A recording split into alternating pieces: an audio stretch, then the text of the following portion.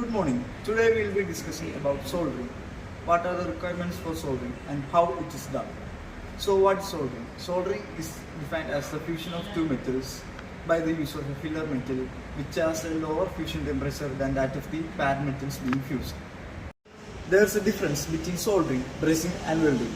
In soldering, fusion temperature is less than 450 degrees Celsius, whereas in bracing, the fusion temperature is greater than 450 degrees Celsius.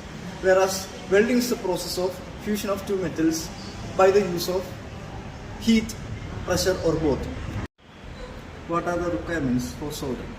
A clean metal surface to be joined, a suitable flex which prevents oxidation and aids in flow, then an anti-flex to prevent unwanted flow of solder, then a suitable solder which has a lower fusion temperature than that of the parent metal being fused, then proper heating source like a gas air torch.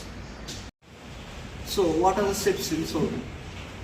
First, we have to clean the metal surface to be joined to remove the oxides, then maintain a proper gap of 0.25 to 0.75 mm. Then position and stabilize the components to be joined. The metal to be fused can be joined by wrapping around the wire against one another, and then assemble the wire, and then use of invested material to hold the joint in place. Then selection of suitable flex and solder.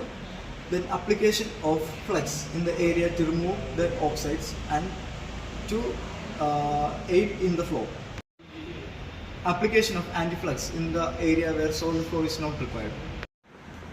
Heating the assembly by using the tip of the gas air torch, which is most efficient.